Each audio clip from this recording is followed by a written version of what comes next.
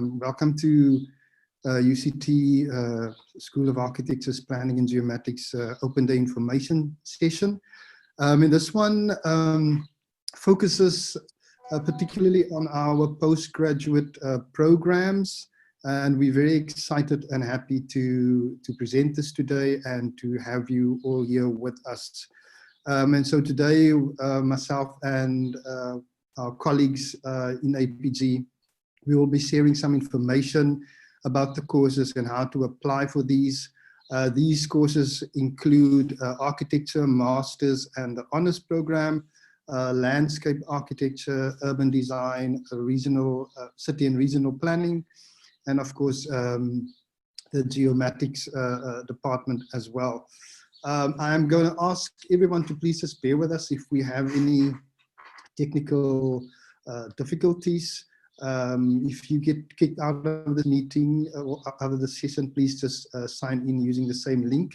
And I'm not sure if I've introduced myself yet, but if I haven't, my name is Clint and I teach in the undergraduate program and sort of recently started to assist within the postgraduate program as well. And so to start, again, just please, everyone, if you can mute your mic, turn off your video, that'll just help us to have a much smoother session online. What we tend to do with these sessions is to ask you to post your questions in the chat room. And towards the end of the session, we will be addressing those questions in the chat room. And we'll see how it goes, and we'll possibly have also a live Q&A at the end of this. So the minute we have a good structure for that, then we'll do so as well. Please bear in mind that this session is obviously being recorded, and by you being here, you're giving us permission to also use this recording on our website and our other social media platforms. So just please take note of that. And obviously you can, this particular session will be posted on our Open Day page on the website, and that you can obviously find at www.apg.uct.ac.za.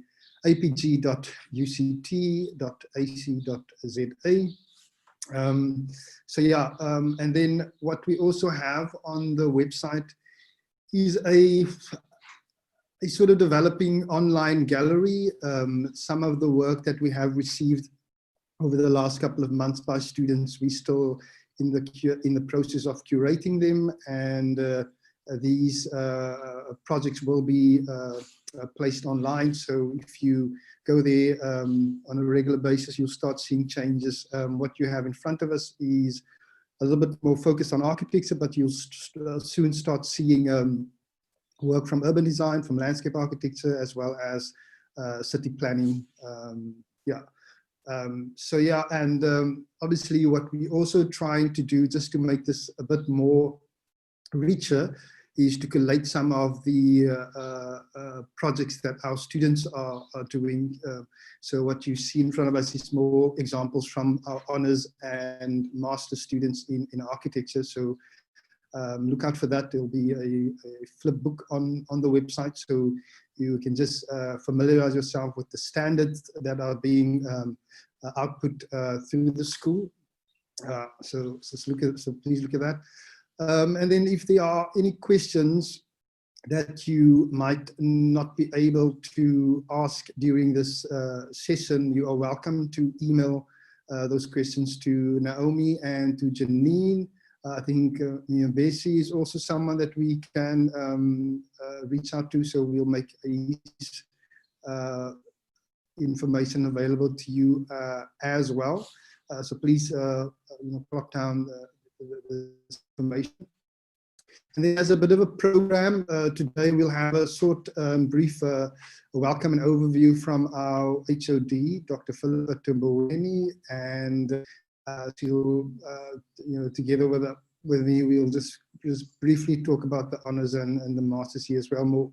I think actually we'll more refer you to the website that you can go and look at this stage.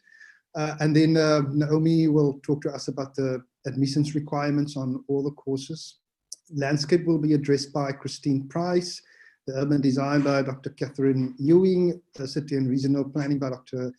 Tanya Winkler, and then we have Dr. Simon Hull that will speak to us about geomatics. So at this point, I'm going to give over to Philippa to address this meeting. Philippa.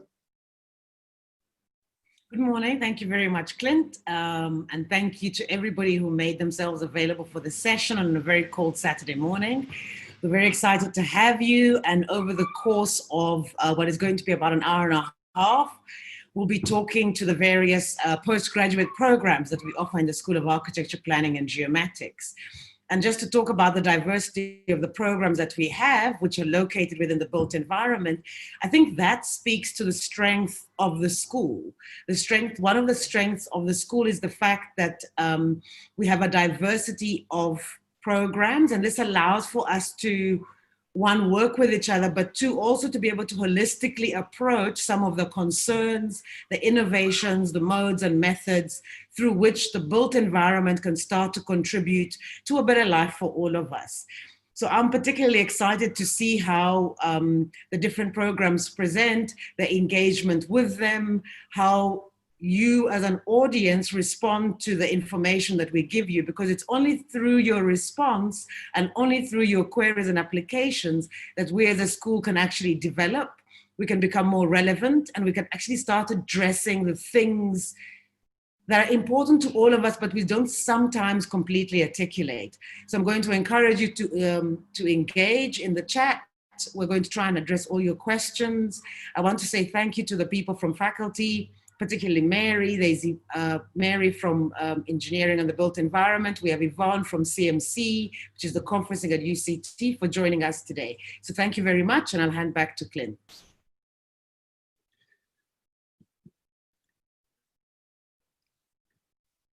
Okay, thank you, Philippa, for that.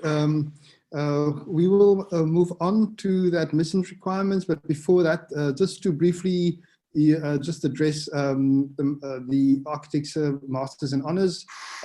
We unfortunately don't have someone that's directly currently within the postgrad program here with us today.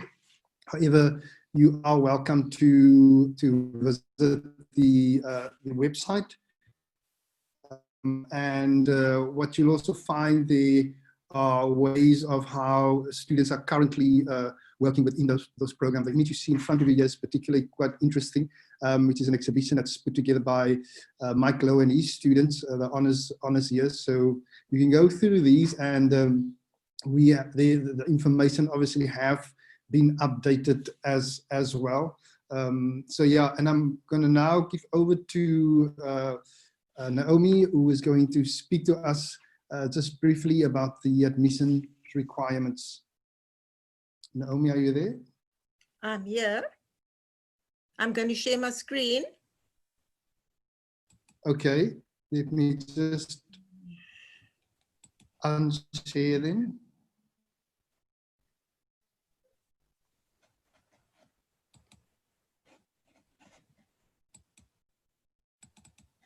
Oopsie.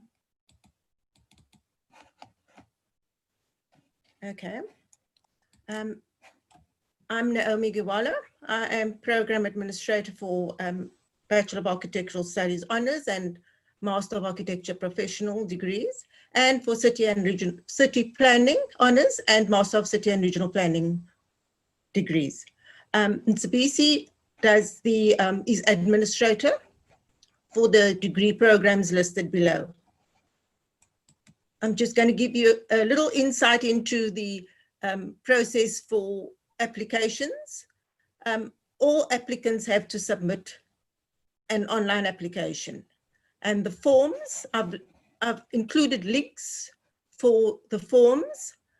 Even our BAS students who receive automatic acceptance, some people are a little bit uncertain about whether they should submit an online application because they have automatic acceptance. Everyone has to submit an application. Let me just see if I can click on that there. and give you a little bit of insight of what comes up on this application or on this part of the website. This is the main UCT website, and you have the link to apply, and you have lots of different information on the left-hand side of your screen. Interesting information for everyone.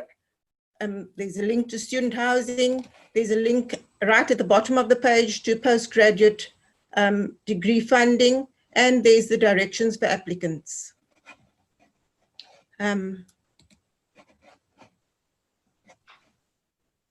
Okay, entry requirements for the Bachelor of Architectural Studies Honors and the Master of Architecture Professional can be found on our application website. Clint has already given you that website address.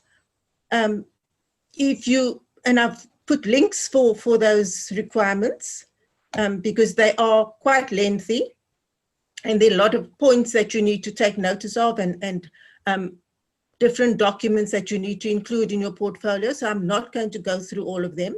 And even though this may seem like a lengthy document, please read through it all, because there are points in the document where certain requirements are clarified and you get additional information. So please read through it all. Then our work study and travel, our work experience and travel study report. Due to the current COVID conditions, we've made an amendment to them, and that is also on the website. I've again included the link to that, and then again the link to our the requirements for our Master of Architecture Professional. Our Master of Architecture Professional current BAS students. For those students, you do not need to submit a portfolio. It is merely you have to successfully complete the BAS Honors degree, and your application at this stage would only require you to submit a CV and a motivation.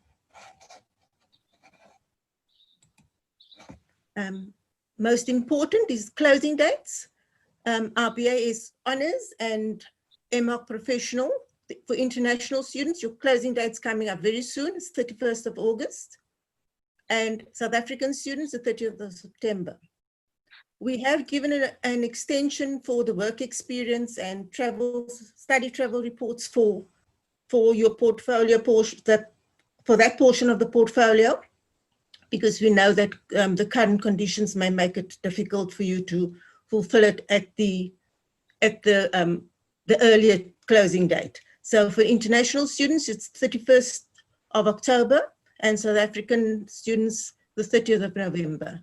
But applications and portfolios the selection committee will start looking at them by the end of the first closing date. So please let me know if you are going to be submitting at a later closing date. And then lastly, our Bachelor of City Planning Honors and Master of City and Regional Planning. Your closing date is the 31st of October. I think my email address is listed there. If you have any queries, you can drop me an email. Thank you, Clint. Clint, back to you. Thank you, Naomi. If you can unshare your screen, then we can continue. I will do that. I will do that.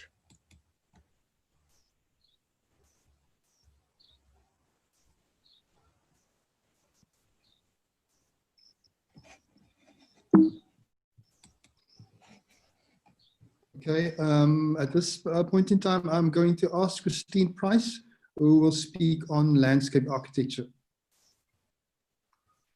Great, thank you so much, Clint. Hi everyone, as Clint said, my name is Christine Price. I'm a lecturer and currently acting convener of the Landscape Architectural program. Landscape Architecture is a postgraduate program that currently offers a Bachelor of Landscape Architecture Honors and a Master of Landscape Architecture. Both degrees are professionally accredited by our registering body, SACLAP, the South African Council for the Landscape Architecture Professions. Landscape architecture is a professional degree, which means that when you graduate, you can register as a professional landscape architect with our registration body. legally this registration falls under the Council for the Built Environment. And so if you register, you would be on the same level of registration as a professional architect or an engineer. Clint, if you don't mind, just going back to the previous slide, although I'm going to give some information about the course, you can see there we've got quite an active Instagram and Facebook account, so you're welcome to follow us there. And then also please have a look at our website. What I'm talking about this afternoon is quite brief, and a lot of our information is included in more detail on our website. I'll tell you where to go as we move along. Thanks, Clint. So landscape architecture is a spatial design profession that sits somewhere between philosophy, art, ecology, natural systems, architecture, even urban design. Landscape architecture is constantly weaving between three broad layers that inform design responses to the landscape. The geophysical landscape itself, and we look at both natural and built systems such as cities. But we also look at the cultural landscape, our ideas, our experiences of it. And the third idea that we look at in landscape is movement or processes, particularly around time, action, and human interaction. If you'd like to know more about the profession of landscape architecture, please do visit our website and go look at the information session video. In it, there are 3 presentations by some of our past graduates who are now working as landscape architects, and they'll give you a good idea about what it looks like to work in the profession. Thanks, Clint. So I thought over the next few slides, I'll give you a quick overview of what is it like to be a student in our building, what is it like to experience the courses as a landscape architectural student. So obviously we're teaching online at the moment, but when we're not online and we're back on campus, our program shares a studio space with the urban design program. And there's some photos of it here that you can see on your screen. I just want to highlight that most of your time you will be working in these studios as in a design studio course. And this is kind of what it's like, sitting in groups around big tables, drawing desks, interacting with staff and students, discussing work. I just want to say our building is very well resourced. We have computer labs, workshop model building spaces, printing labs, everything you might need while you're there. This slide that's come up now just is a little bit about the kinds of site visits and practical experience that we do in the course. In fact, both these photos are of our current cohorts of students. So the top photo is of our BLA students on a site visit to Hout Bay just before we all went into lockdown. Our site visits and field trips are quite important to understanding how we work in our various courses. And the bottom photo is a visit from the current MLA group. Last year, they went to Babylon's Turin to learn a bit more about plants and design in their course there. Next slide, thanks, Clint. An exhibition is really quite a big part of what we do and the work that we produce, and it's a good indication of the volume of work that students typically produce. They can fill a whole exhibition board full of a semester's work. And it's just an idea to sort of show you how we interact with work, how we present work. There's a lot of drawings, model building, working with designs. It's really exciting. We often invite guest viewers to come and see the exhibitions. We have formal and informal exhibitions throughout the year. Landscape architecture is very interdisciplinary as a practice in the world of professional practice. And we try to mimic those kinds of things in our programs. So we work quite collaboratively with the city and regional planning and urban design programs. And Katie and Tanya will be talking to you after this. So these images show a workshop that was coordinated earlier this year by Katie and the Urban Design Studio, and our Bachelor of Landscape Architecture students participated in that. We often deal with these kinds of really important design issues and sort of the critical design problems of our day. So next I'm going to talk about admission requirements. This is a very short summary. There's a lot more information on our website. So if you go click on the right, there's a link called application information. It'll give you much more detailed information about the requirements and application process. But I thought I'd just take you through some of the basics here. So our minimum application requirements require an NQF level 7 qualification. So this means either a bachelor degree or an advanced diploma. We're quite excited that our program attracts students from quite a range of undergraduate programs. If I think about this year's BLA class, we have students who studied archaeology, psychology, architecture, landscape architecture, marine biology. It really brings quite a diverse range of students to our classes and make the discussions really interesting. So students who have you'll see on the left at the bottom, design-based undergraduate studies such as landscape, architecture, and architecture. Those students can apply directly into the Bachelor of Landscape Architecture Honors. Then we have a sort of second category of related undergraduate studies, but are non-design based. And this can include fine arts, environmental sciences, geography, EGS, sociology, and engineering. And these students, we really invite you to apply for the Bachelor of Landscape Architecture Honors, but you'll see because of the non-design based nature of your undergrad, we require you to complete 3 bridging courses that are held in January at the beginning of the year. I will talk about these bridging courses briefly after this slide. Occasionally, of course, we also have some applicants who ask if they can come study from unrelated degrees. And generally what we suggest is these students consider applying for the Bachelor of City Planning Honors that Tanya will talk about a little bit later. And this would give you the related degree that you would need to enter the Bachelor of Landscape Architecture Honors. One of the advantages of using this route is that some of our subjects overlap with the BCP Honors. And it means that you can carry some subjects over and gives you an opportunity to make up credits by doing other courses in the school, which means you can kind of tailor-make your qualification in a way. The application will be assessed on 4 items. You need to upload a digital transcript of your results, a CV, a letter of motivation, and a portfolio of creative work. But more of these details are included on our application information on our website. Just to note that the dates are the same for the Architecture Honors program. Our application closing dates is the 31st of August for international students and the 30th of September for local students. Then the top part of the slide that we're looking at shows you some of the career pathways that you can take once you come to study in the Landscape Architecture program.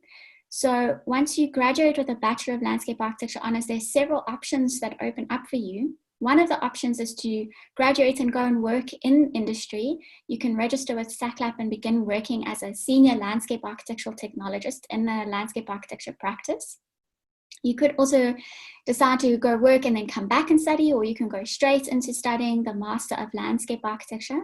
After graduating with that, you can register with SACLAP as a candidate landscape architect, and after 2 years, you can qualify as a professional landscape architect. But with the BLA, there are also some other master's study options. For example, you can go and study the Master of Urban Design, or you can also go into the MPhil of Conservation of the Built Environment course. I'm just quickly going to talk about the bridging courses for those students who come from non-design but unrelated undergrad degrees. We run this over 4 weeks. It's a very intensive program in January, the year that you want to apply. So it's quite nice. You don't have to take a whole another year out to complete these courses. It all happens before the start of the next academic year. The program runs Monday to Friday, 8 to 5. And there are these 3 courses that really help you to test whether you're interested in moving into a landscape architecture degree and introduce you to ideas around design drawing and spatial design.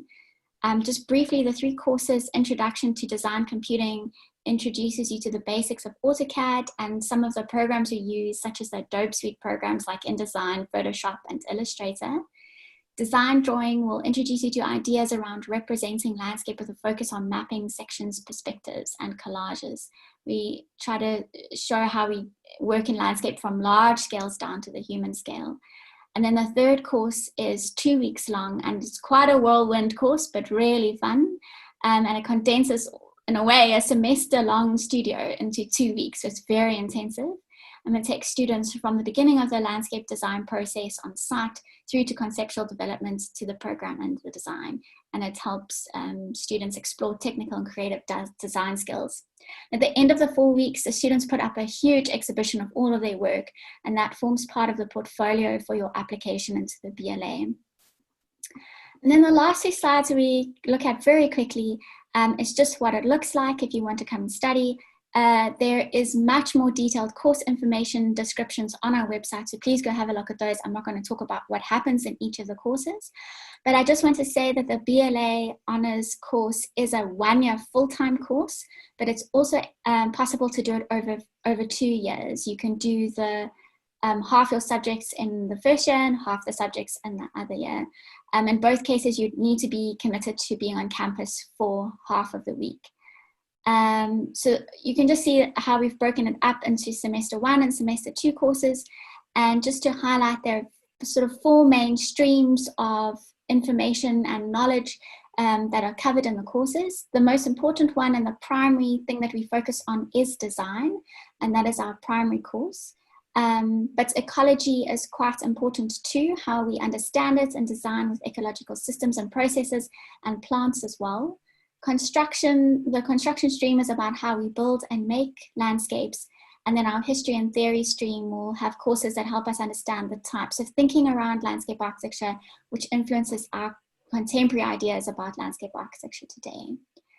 And then our MLA is a 1-year full-time course because the dissertation project in the 2nd semester is really not possible to do part-time. Clint, if you don't mind just going to the last slide, I think that shows how the MLA is set up. So similar stream of subjects, but you'll notice in the 2nd semester, we focus only on a large dissertation project. Yeah, that's all I have to share for now. Please do check out our website as there's much more information there. And obviously I'll be around on the Q&A if you have any questions later. Thank you so much. Looking forward to all the applications.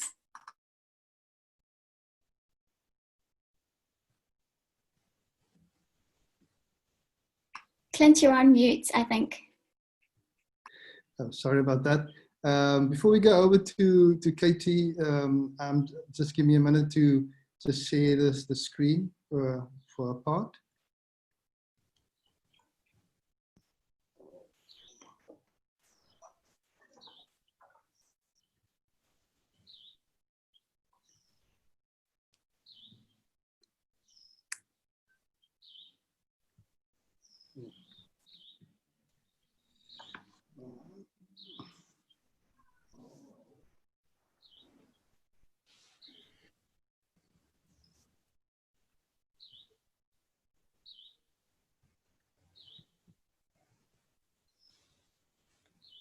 Clint, I have it open on my side. If I do.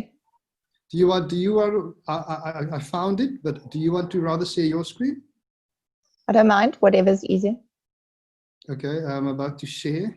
Okay.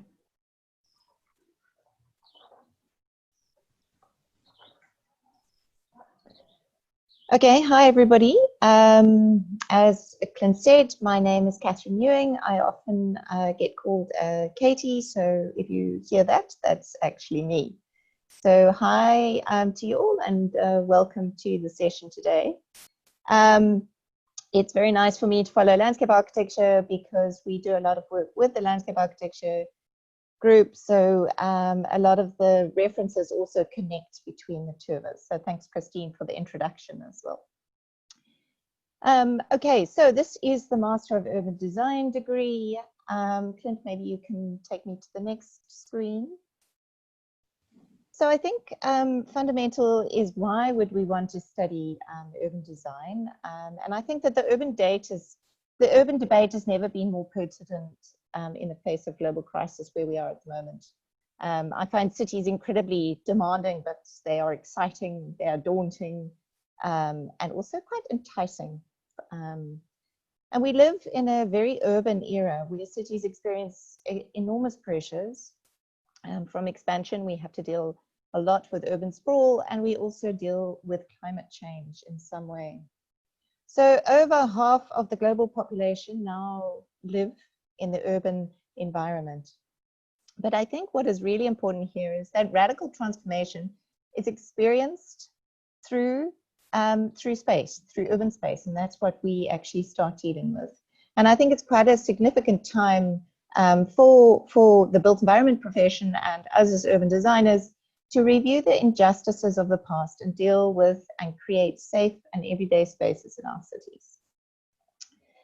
So this is an image of the Heights, sorry, Clint, that was an image of the Heights in Cape Town, and it's in some of these environments that we also start understanding and working out ways and being innovative in how we work with those. Next slide, please, Clint. So what is urban design if we deal with the why, the what, and then the how? So this is the what. So urban design is the art of creating and shaping the interaction between people and place. The unique focus of urban design lies in the understanding of three-dimensional form and space in cities and settlements, and the relationship to this form, land, context, society, and history. This understanding is firmly rooted in the awareness of nature, landscape, and urbanism, and taking into consideration the needs and the dynamics of society, economy, politics, and space at multiple scales. So we deal with the city, coming down to the neighborhood, down to the streets, and down to the interface with the building. I think where we work most predominantly is at the neighborhood scale, where we know that we can have an impact on change and the actual transformation of urban space. So that is a very brief section on the what of urban design. Next slide, please.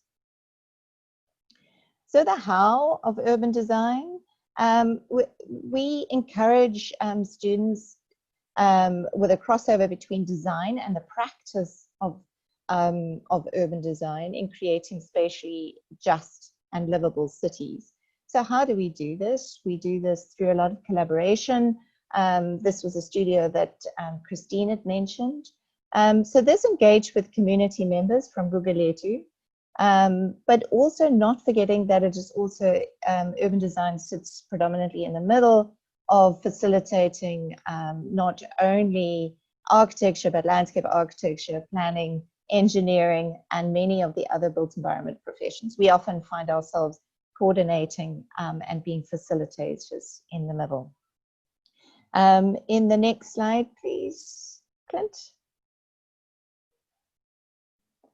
So the urban design is located within the postgraduate program of APG. It is a 180 credit course, so it's a level 9 NQF.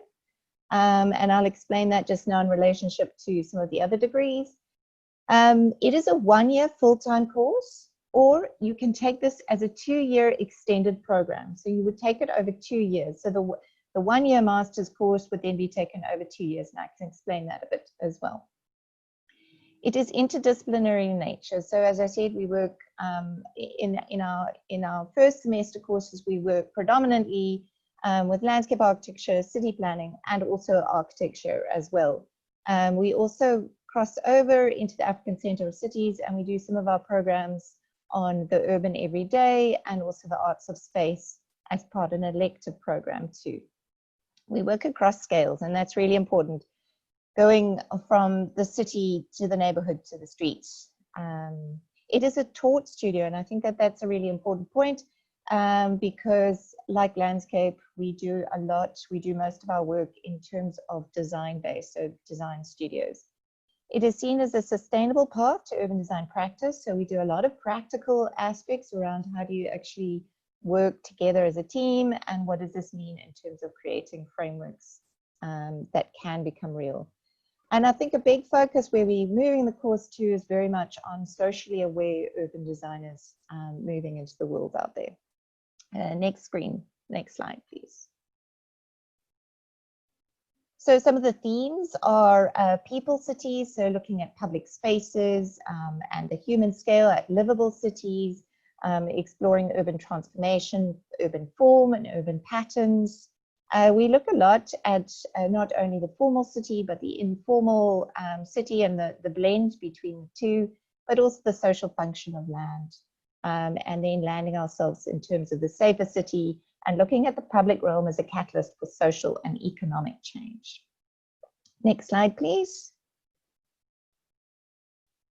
We are also taking some of the courses online, so this makes the ability for the extended program when you are working and studying at the same time a little bit easier, or you can take part of the modules. So that's coming up next year in 2021, where some of our courses will be going online and into a more blended teaching and learning module. So that's just something exciting that's coming up.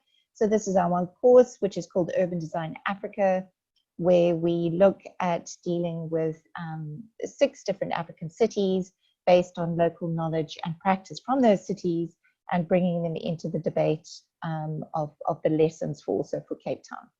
Next slide, please. So this is just if you were taking the full time. I think like Christine, I'm not going to go through each and every one. But it's divided between your first semester and your second semester, and a focus between design research, theory, and an elective. And that also depends on your choice. We work that out depending on the individual and their backgrounds and what that means. Next slide, please.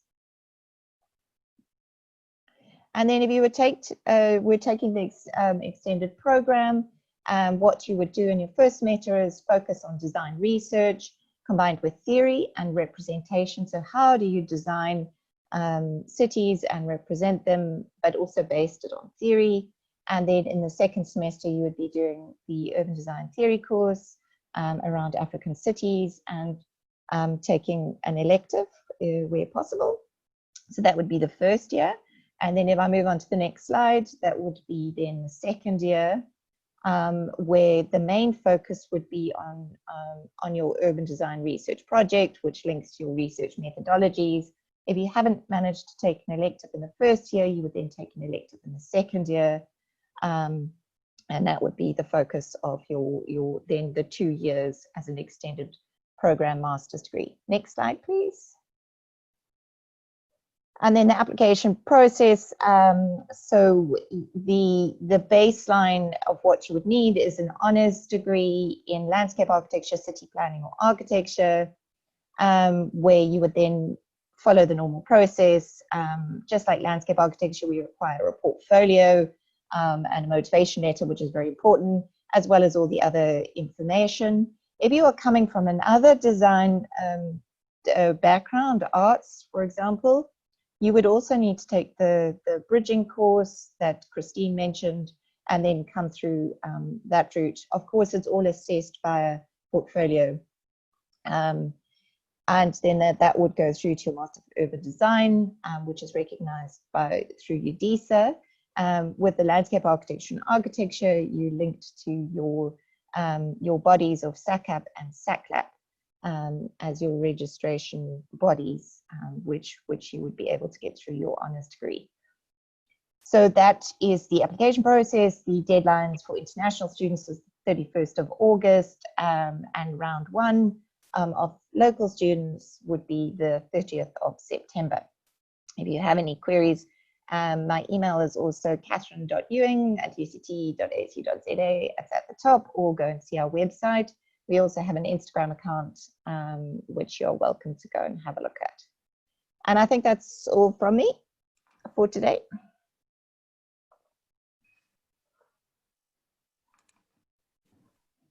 Thank you, Katie. Before we go to Tanya, just a short moment, I can just load the show again. I know, Clint, I can run my own. I can try and drive my own. That's fine. Oh.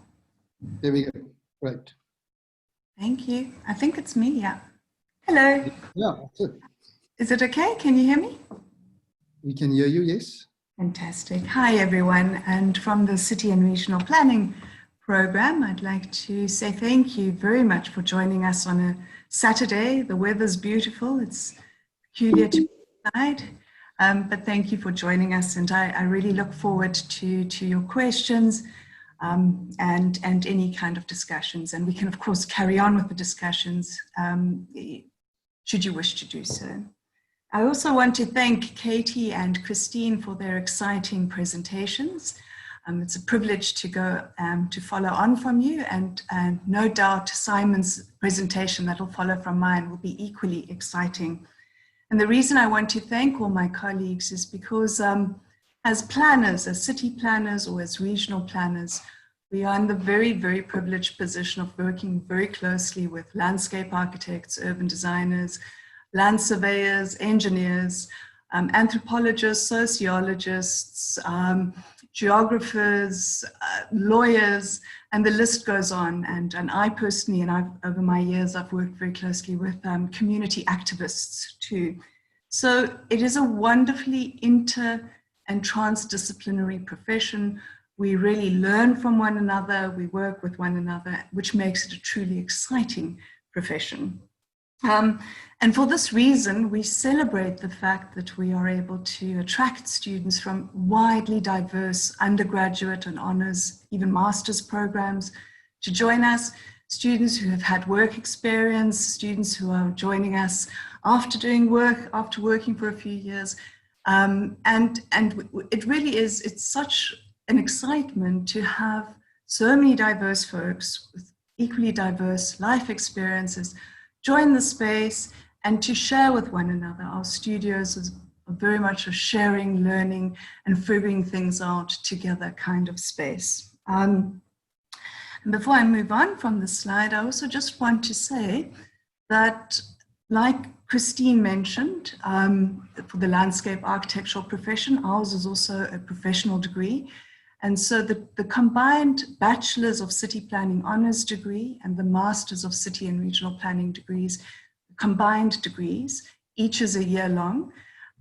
Those combined degrees are both accredited by the South African Council for Planners, but also by the Royal Town Planning Institute in the UK.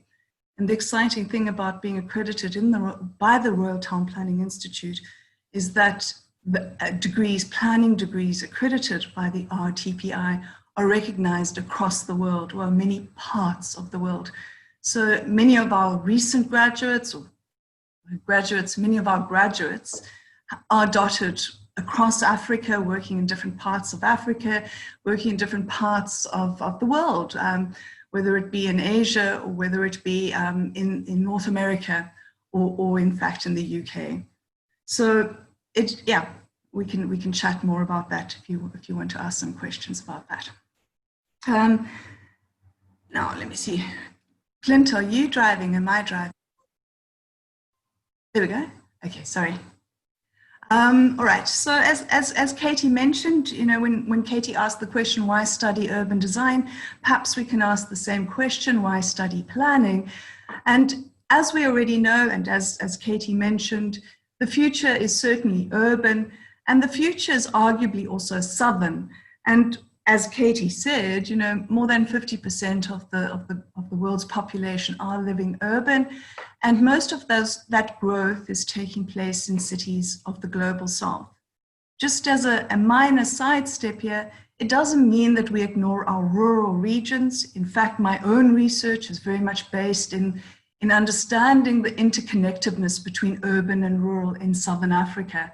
So when we say the future is urban, there is still the connection to the rural regions, and there's still the importance of understanding rural needs, rural planning approaches, rural land reform. So if we're saying that the future is urban and southern, then some of the questions that we ask our students to grapple with is, what might a more just, inclusive, equitable, caring city of the global south look like? What might a more environmentally sustainable city of the global south look like? What might, how might we enable such a city? And I suppose above all else, we need to ask, how do we decolonize our ways of thinking and doing that have really, our ways of thinking and doing in the past have really not been able to tackle any of these challenges of how to work, design, live, how to enable a more just, inclusive city. So these are the kinds of questions that we grapple with, my apologies, in our studios. And in our studios, we very much combine the theory that we work with, our theory-based courses, and we take our theory-based courses and we apply these in the studio. And we then use our studio, our grounded work, to in fact challenge the theory, to rethink the theory, to write back, to speak back to the theory. So it is very much an iterative process of learning from grounded work and then asking the hard questions.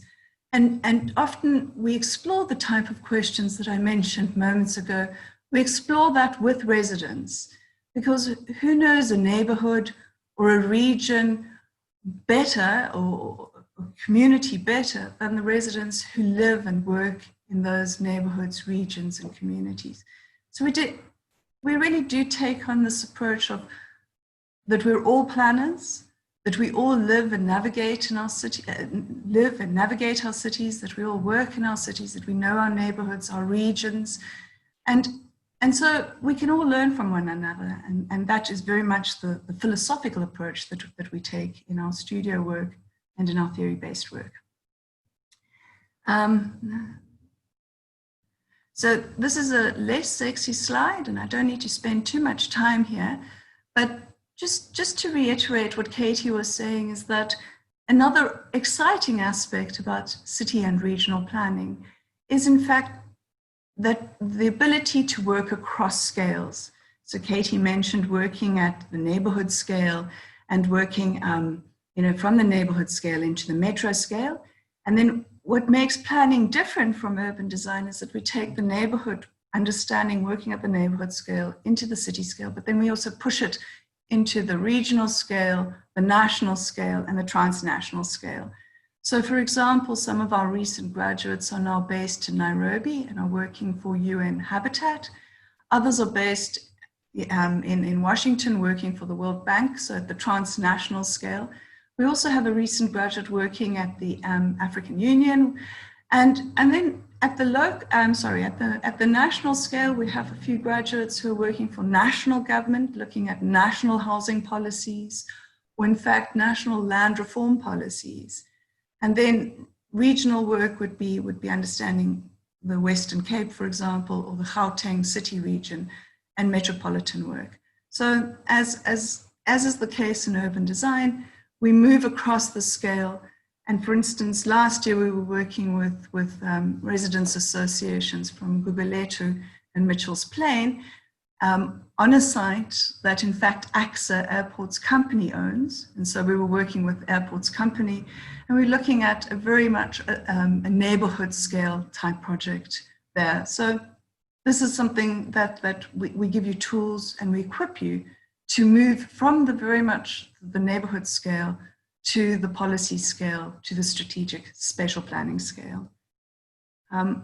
Originally, we were told that we only have 5, I think it was actually in fact 3 minutes. So I'm trying to speak as quickly as I can, and I'm sorry if I'm stumbling over words. This slide, and I'm more than happy to share the presentation with anyone who's interested. This slide just very quickly summarizes the way in which our 1-year Bachelor of City Planning program is structured and our 1-year Masters of City and Regional Planning program is structured. Our courses, our academic year is semesterized, and we integrate our theory-based courses, whether it's natural systems or whether it's ACD, that in fact Katie facilitates, which is a course around design, understanding design issues. And those theory-based courses are very much integrated then in the studio courses. And it happens both in the Masters and in the Honours year. And I won't for 1 minute try and read all of this to you, but I'm more than happy to share this with anyone who's interested. And finally, going this way, there really is so much I wish I could share and tell you about planning, about both city planning and regional planning. It is a truly exciting profession. I certainly love my chosen profession. And the reason I love it is because it has allowed me to work across many different regions in different parts of the world. And I've also been able to work in different sectors. As an urban planner or regional planner, you don't get shoehorned into one particular sector. So I've, for instance, worked in the consultancy in the private sector as a consultant. I've worked as a municipal official in the state sector. I've also worked in the nonprofit environment, and now I'm in the academic sector. So firstly, it allows you to move around. It allows you to move into different specializations.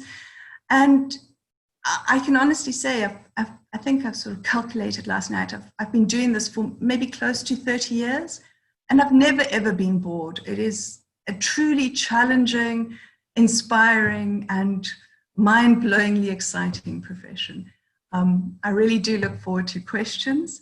And you've already been introduced, Naomi already introduced you to herself, Naomi Iwala. Her email address is at the bottom of the screen here.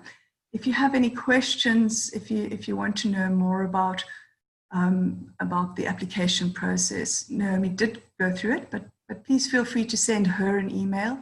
And I foolishly forgot to put my email address here. Katie reminded me that I should have done that. So it's my first name and my surname, and then at uct.ac.za. So Tanya Winkler. And yeah, over to Simon, I think. And thanks, Clint, for enabling today.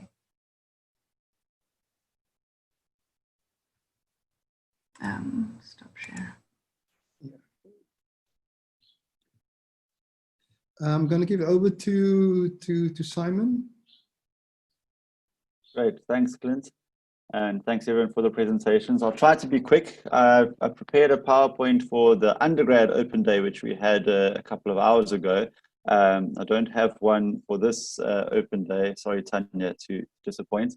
But we'll just stick on this slide over here as a little bit of a visual.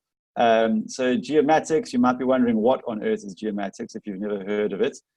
So we like to say that it is both an applied science and a professional discipline.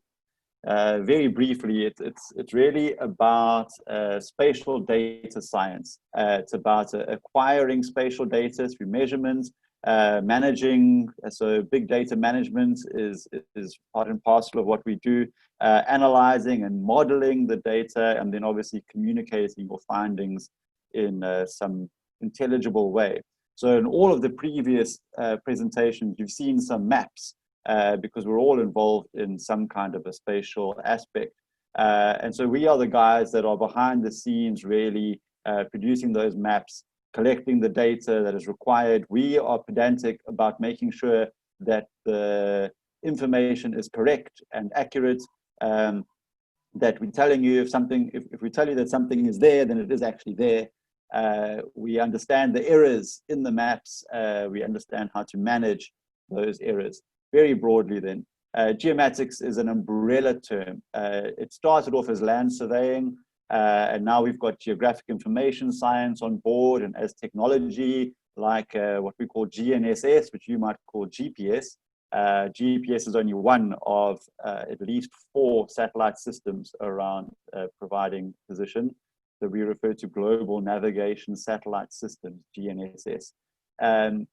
And so there's a number of technologies that now fall under this umbrella term of geomatics.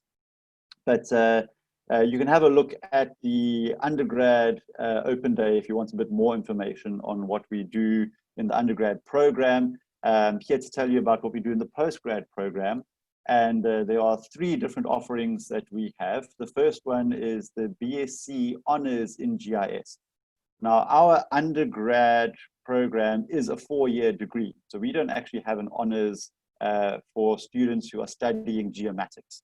But we provide an honors for students who have done a BSc or some other undergrad degree, a 3-year degree, and want to do an honors in geographic information systems.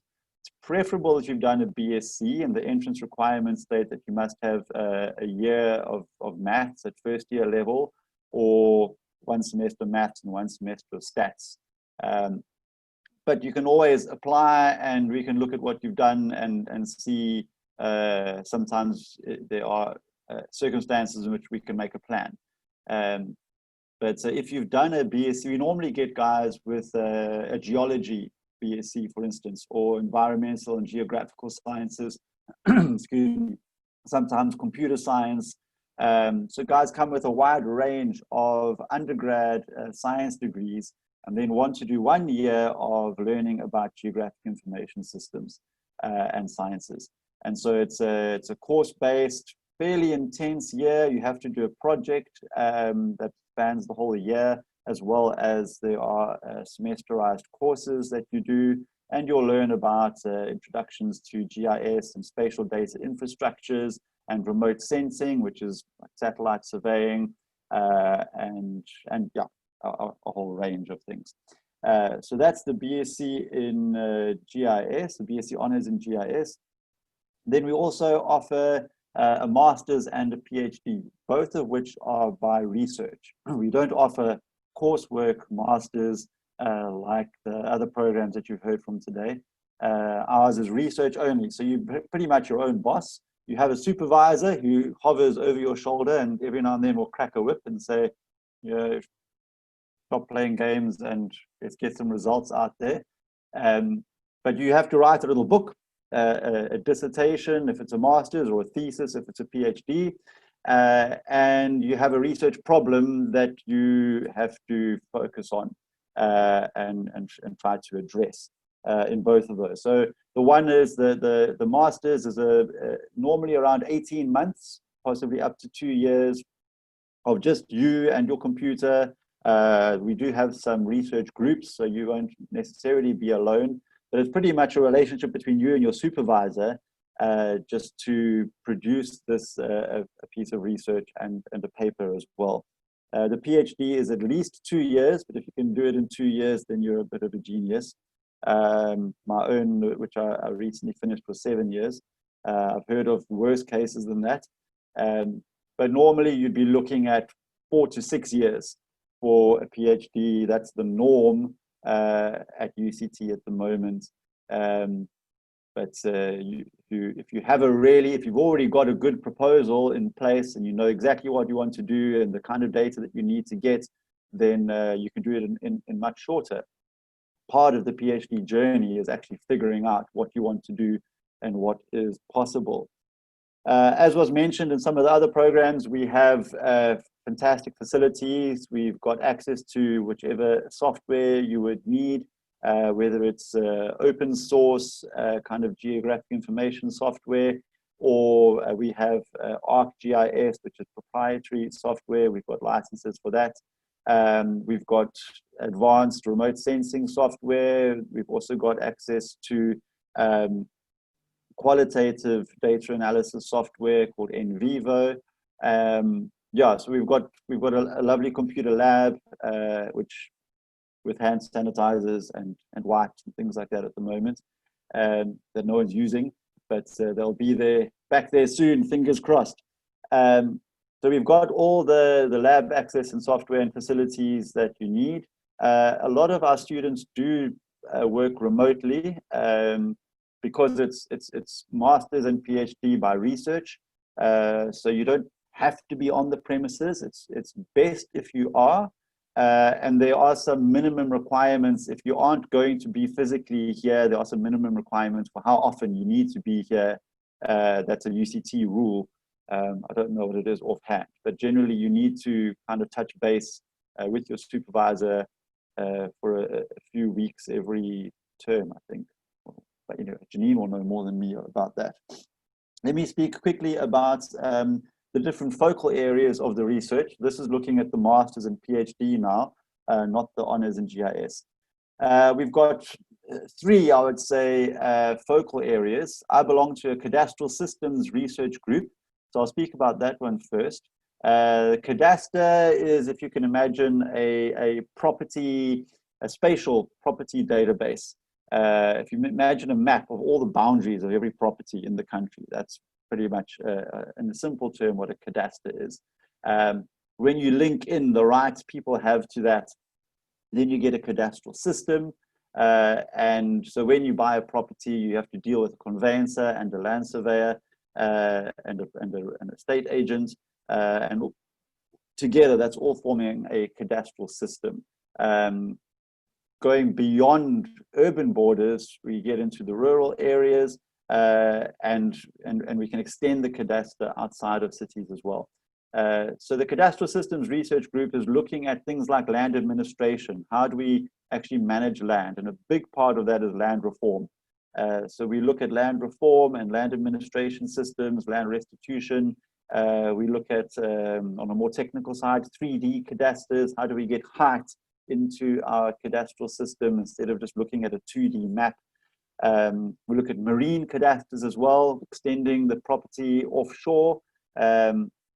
And yeah, so a wide range of things related to the boundaries and property systems in the country. So that will be the Cadastral Systems Research Group.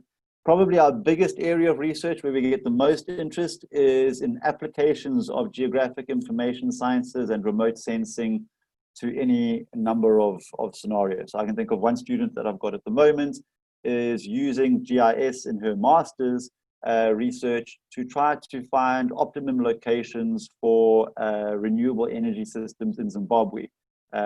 So looking at solar panels and hydrographic and wind farms, getting all the available data and crunching it through a geographic information system to find optimum locations for renewable energy. That's just one example off the top of my head. There's any number of applications of GIS and remote sensing, and we get lots of students studying that. And then on the much more technical side is what we call Geodesy, which is really about, on the slide, you can see a picture of the world. It looks round, but it's not. So Geodesy is really about trying to figure out exactly what the size and shape of the Earth is, mostly through gravity measurements. It's also looking at height systems, so sea level rise will be a big part of what we study in Geodesy. Plate tectonics, continental drift, glacier melting. So those are all aspects of Geodesy. It's looking at a much bigger scale at the whole world and measurements on that. So those would be the three kind of focal areas, I'd say, of our postgraduate research. Then lastly, to wrap up, then why would you want to do postgrad studies in geomatics? Our undergrad degree in geomatics is very broad.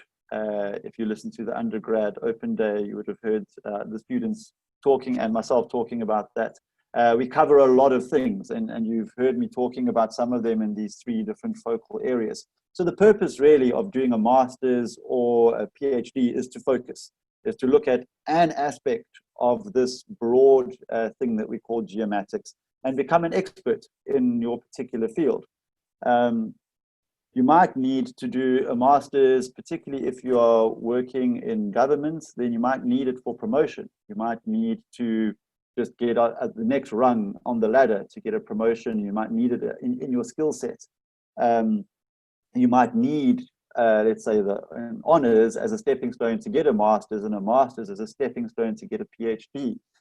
But really, doing PhD is about broadening your mind and your skill set. You learn, you are challenged in a way that you can't be challenged in undergrad.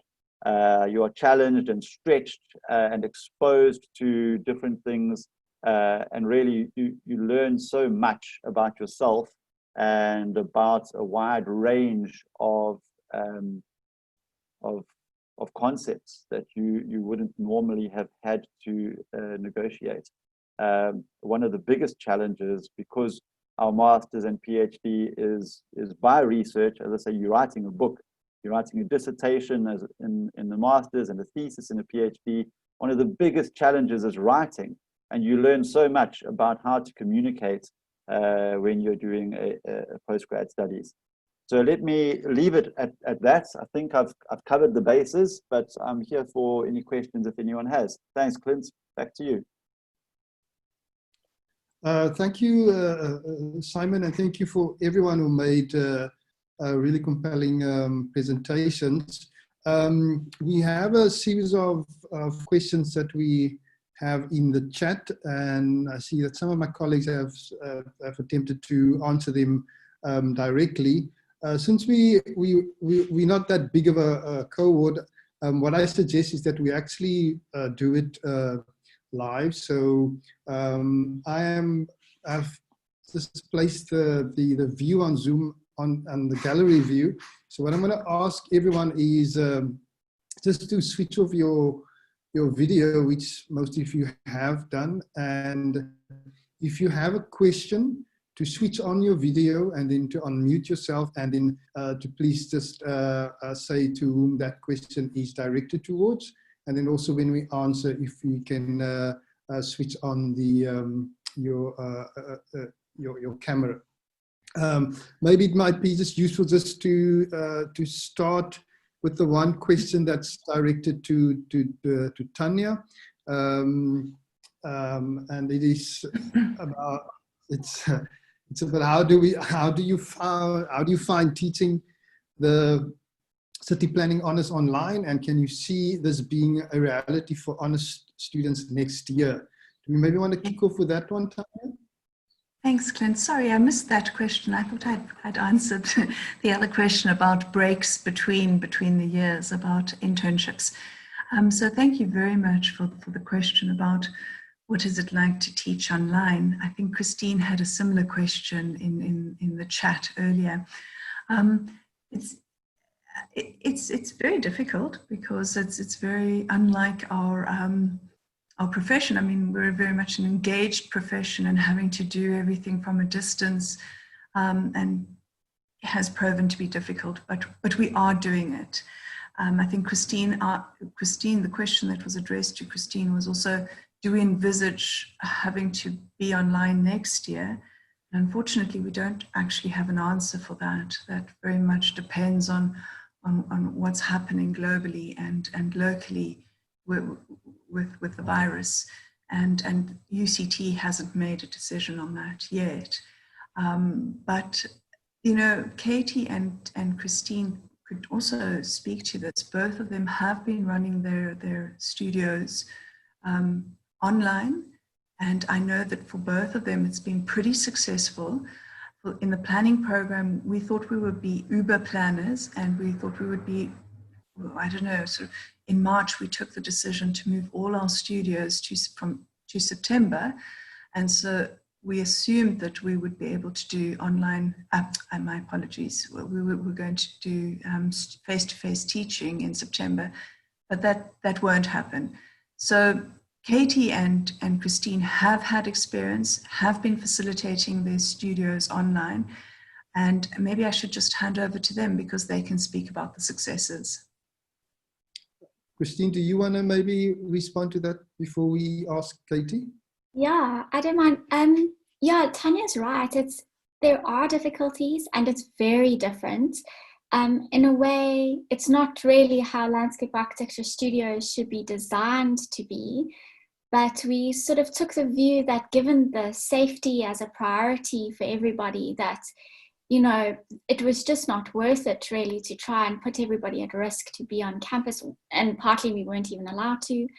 So we just took the view to just go for it and do it online, and there are amazing programs that we can use and apps, and been learning a lot about online technologies, people playing catch up, things that we maybe should have learned years ago. But it's actually been amazing. The students engage fantastically well. They produce really good work, even engaging on, you know, sort of limited digital interaction. We've seen some fantastic designs, and in a way it has continued very well for us.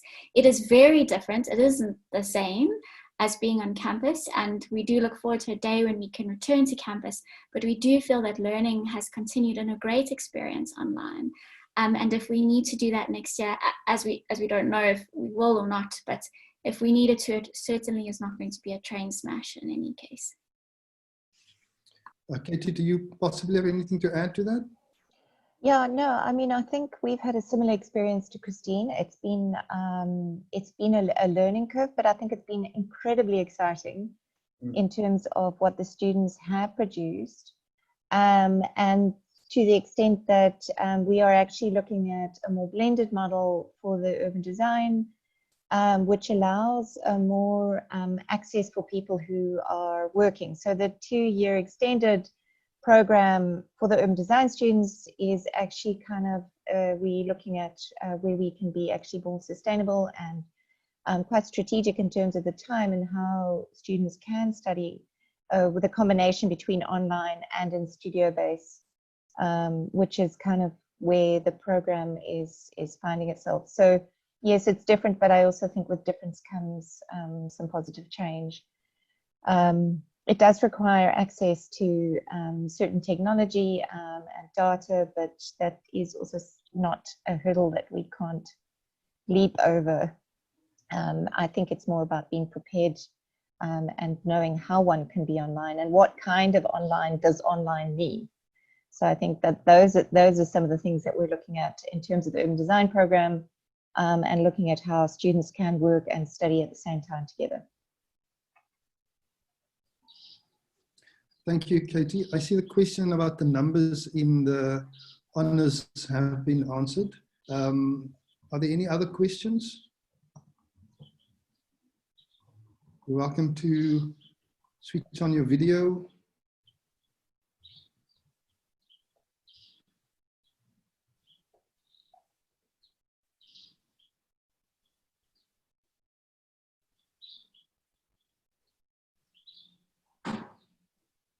I know most of these students here, and they're normally very inquisitive.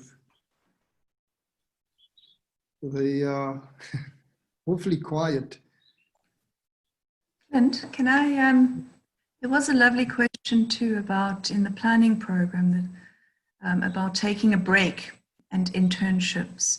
So just anyone who's interested, certainly in the past, students have decided to do the 1-year city and, the 1-year city planning honors degree. And after doing that 1 year, to actually go and work for a year, and we do in fact have connections in different sectors where folks have worked for a year and then they come back and do the master's the year after the 1 year internship. So we certainly encourage that, and it's sometimes folks just need a little bit of a break from schoolwork and need to go and do other things. And usually when students come back to do the master's in the next year, they really come back with exciting topics for their dissertations and are re-energized. So thank you for that question. Thank you, Tanya. Anyone else? I see there's been a question. Sorry, there's 2 come through. Tanya, if you don't mind, I'll answer this one quickly, and then I see there's another one for you on the chat. Nelia asked about important themes to showcase in the portfolio for the Landscape Architecture Honors program. We don't really put any specific requirements in because our applicants come from quite a range of backgrounds, from architecture students who will put AutoCAD and design drawings into fine arts students, to other students who maybe haven't done fine arts but have some other kind of creative work. And it can be anything that you do, whether it's photography or sculpture or poetry or whatever kind of creative work. So we're not really looking for anything in particular. It's just to understand where you are in terms of creative outputs. I hope that answers the question. If you want to follow up with that, please do.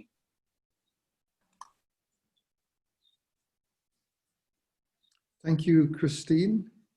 Sorry,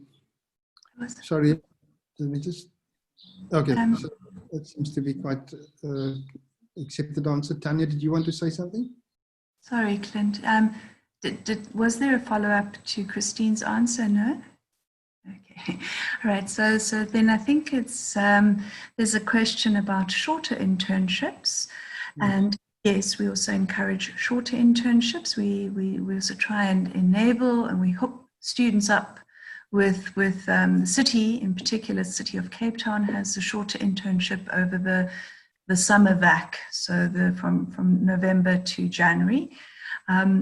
Students who've done the internship there have had mixed experiences. Sometimes they say that things at the City Council gets very, very slow in December, but apparently November, things just before the end of the year, things are crazy busy. But so we have done that, and then also we have a lot of connections with non-profit organizations, and there's always an opportunity for a shorter back, my apologies, a short internship during the VACs with our connections and networks in the non-profit sector. Private industry, private sector is a little less keen. And I think that's got to do with the current economic situation that we're in. So they're a little bit less keen at the moment to offer internships. But something that we have started in this year is that every one of our city planning students is linked to a person in industry. So you have a professional mentor. And through the professional mentor, there are also internships available to you. Thank you, Tanya. There's a question on the access to learning materials with regards to the library. Janine, can you possibly speak to that? And I think probably Diane Steele would be best to answer that question. My understanding is that a lot of material have been actually made available online. And I'm not sure if students can, yeah, it has, right? And students can contact Diane directly via email? Yes, they can. They can. Okay, so it's they Diane Steele at UCT .ac.za. Yeah, okay, I'll put it in the chat as well here. Is there a question that I've missed? There's a question here about the travel study extension. Should we just make a note about this on the portfolio? Naomi, do you think you can respond to that? Clint, I've already responded to that. Okay. Oh, sorry. I see you. Sorry. Thank you. The one question, I mean, I normally get, and I'm not sure if there's anyone here now that might have that question, and that is normally students from technicons who might have a BTech, and this it's more probably in relation to architecture honors and masters. The processes of actually getting into the honors years. So I'm not sure if anyone is here from that kind of from a technicon, but just from what I know is that you obviously still have to do the portfolio. Knowing, I think with UCT, I think there is a requirement. Naomi, just help me correctly if I'm not. There is a requirement that once you have the BTech degree, you are required to work for 1 year with that BTech degree. Is that still the case? That is the case, Clint, for all our students, the ones who complete the BAS undergraduate degree and the ones who come in with the BTech. Okay. At least the 6 months of work experience, and of course then there's the study travel that they can also do.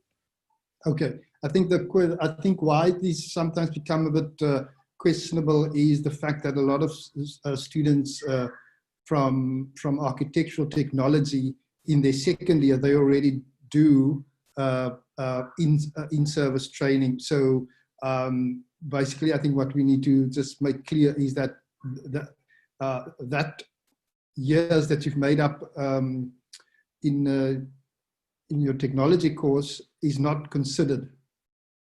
Is that correct?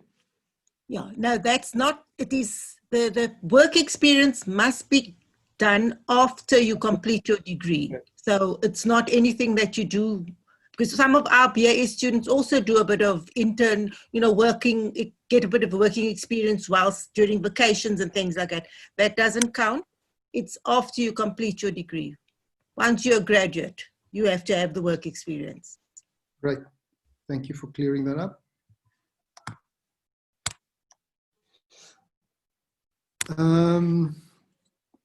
Is there any other questions? I can't see the history of the chat, so if I'm missing anyone, that's it'll be very useful if you would rather switch on the video and ask the question.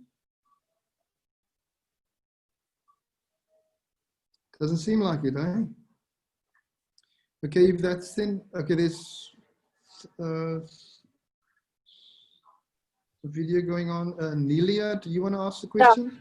Yeah. I suppose it's not really a question. It's more of a comment, but it does sound really exciting to hear about the interdisciplinary nature that UCT offers in terms of architecture and landscape architecture. So it's not really a question. It just is a comment. It sounds very exciting. I think it is very exciting. Yeah. I don't know if one of my colleagues want to maybe further elaborate on that, on the rewards. I think I'll comment on that, because I think in the urban design program we have multiple different courses with all different disciplines, and I find it incredibly dynamic, because the different disciplines also bring a different something or other to the table. So that adds a lot of variety to it. It also kind of ups your game a bit in terms of what that means. And in the real world, that's exactly how you work as a built environment professional. So it very much is about teaching you as well for practice. So as a postgraduate student, which is crucial in the world that we're now working in. We just need the engineers to become more involved in that interdisciplinary nature, but also remembering interdisciplinary also crosses over. We've been trying to do some film and media studies as well, but also kind of crossing over into humanities engaged scholarship kind of basis. So it's not also just within the built environment. And that's really exciting as well, to also then cross over, work with communities, work with, I think Tanya mentioned a lot of NGOs. So real world practice based examples also, as well as the opportunity to engage with your fellow colleagues who sit in a different studio to you. And that's, it's a really dynamic first semester, and even online we've been doing a lot of, we've been running a lot of studios with landscape. And that's been a really as exciting and different as well. So yeah, just from my side. If I may add, I won't talk for too long, but thank you, Nelia, for the observation. It's lovely. So we are working with transport engineers, and we are working with civil engineers, and I love the way they think. I really do, and we do so in some of our courses, and that's some of our planning courses and our urban infrastructure course. And I think we just need to do more of that. Simon and I also talking about working more closely with the geomaticians, with the land surveyors. And I think we need to absolutely break out of our silos. We learn so much from working with others and learning from others. And it makes for a more creative outcome. So thank you for the observation. Thank you for the comment. And Katie, I promise the engineers are getting there. We love them. I was wondering if anyone maybe could just speak to working in collaboration with other institutions, because I think that's also that's a very exciting part of the school as well, and of these programs. Tanya, you look like you want to speak to that. I don't want to take up too much bandwidth. So I would love for the folks in the room to actually ask us questions to chat. So just very quickly, we're very closely connected with the other African schools of planning So across the continent, we have very close connections with them, and we often invite them to present and to collaborate with us. Similarly, we work very, very closely with the ACC, the African Centre for Cities. ACC is actually part of our school. Folks who are interested and want to know more about the type of research that they're doing, it's really exciting work. And there's, please take a look at the ACC website. And then we're very, very closely linked with all the planning schools in Southern Africa, Sub-Saharan Africa, as I mentioned, but not only from an intellectual basis, but also in terms of accreditation and working together. So, yeah, I think were those the kinds of links you were referring to, Clint? Yeah, that's just I think it's it's just always also good to I know it's happening in undergrad and to some degree in postgrad, where certain projects are taken on together with other universities, and it just gives a lot of insight to our students as to how the rest of the world functions on the academic level, obviously, and I think it's a good measurement as well. And I see, I've found that our students, they measure up extremely well when we do those pairings, and I think it's just useful to share that with the students here, that those opportunities often come along, and I would encourage you to participate in them. It just really advances one's sort of process of becoming a global citizen. So to work with people from other continents is a fantastic thing, and these postgraduate programs already start introducing you to those scenarios.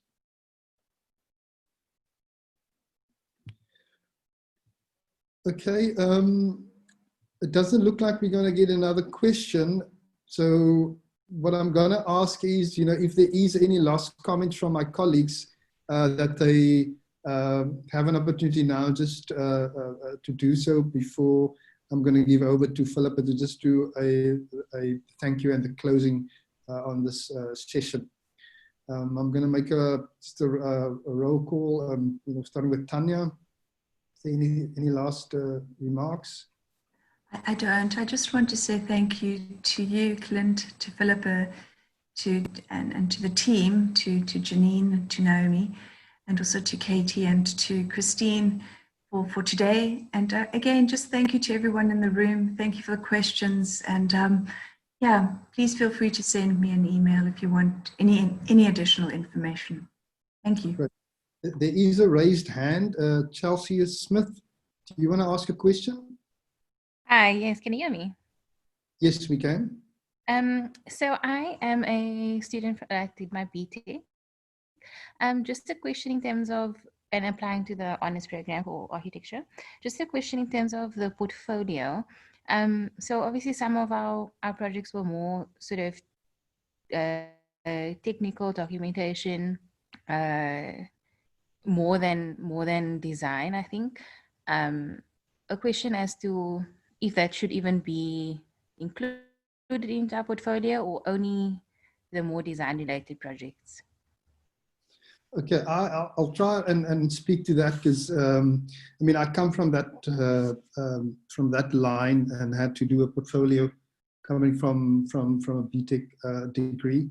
I'm not sure how it has changed, but I mean, my experience with regards to the BTech, that it actually is quite design orientated. So you still have to do, concept design, design intention, and Yes, and demonstrate the series of design process work before you actually, allow your design to crystallize. So I have to believe that you have that information with you as well. Obviously, there is a subject as construction, which is a whole different technology, sorry, which is a whole a different course, and that's a lot of technical development and so forth. But I'm also aware that the people that who's teaching that are grounding those technical developments in design thinking. So I wouldn't, if I were you, I mean, add as much information as you can. I think you can potentially label your or section of your portfolio in such a way that you can say, well, these are sort of more design-focused projects, and these are the more technical developments.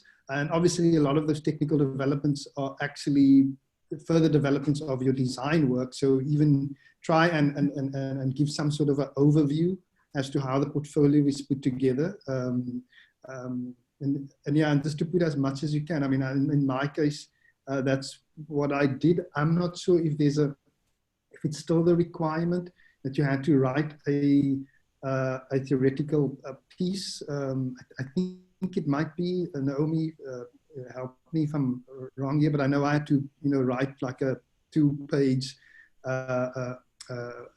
paper that was submitted as well. And then also, I mean, well, I think what was also quite useful, because I worked in practice for a while, so a lot of that work was also very useful as well.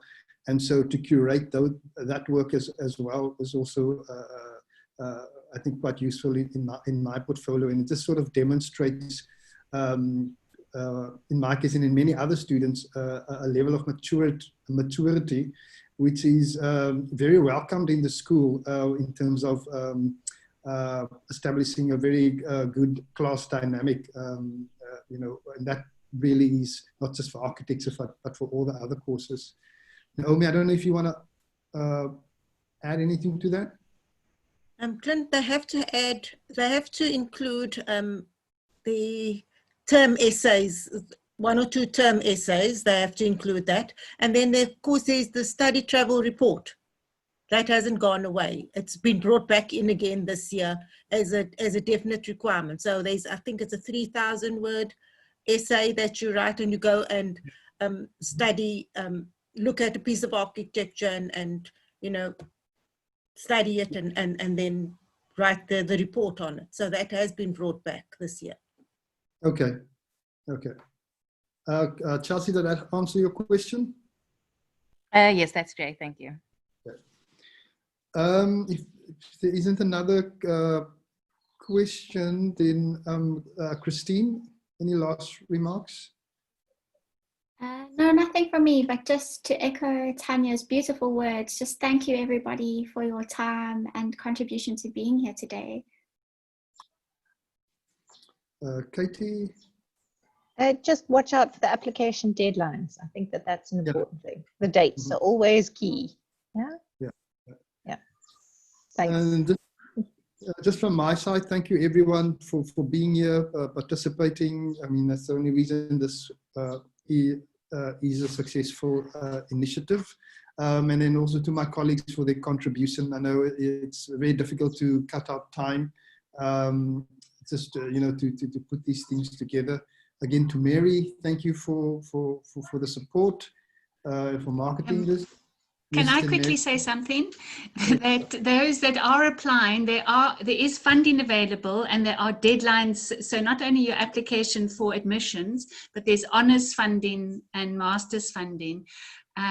You can find the details on the postgraduate funding office page, but don't miss that out, because a lot of people wait until January, then it's too late. So thank you. Thanks very much, everybody. It was great. Thank you, Mary. And then and then obviously thank you for the great support from Janine. I don't know how we would do this without her. And Naomi, thank you for being here today, for the real succinct way that you've communicated the information. Also Niven, I think Niven is here. Thank you for the support. And obviously Philippa, thank you for the opportunity to be able to run with this. Simon, who has to leave us, thank you to him, and the students that are here, all of those who have asked questions, thank you so much. I'm going to give it over to Philippa just to close this meeting. Thanks, Clint, and thank you to everyone for participating. Hopefully we'll be doing this a little bit more regularly. A big thank you to the technical team led by Clint and Niven. This is a very great initiative, and we thank faculty for the support they've given us. Thank you to all the conveners who have presented. We really appreciate your time, and hopefully we will be seeing our new students next year. Thank you very much, and enjoy the rest of your day.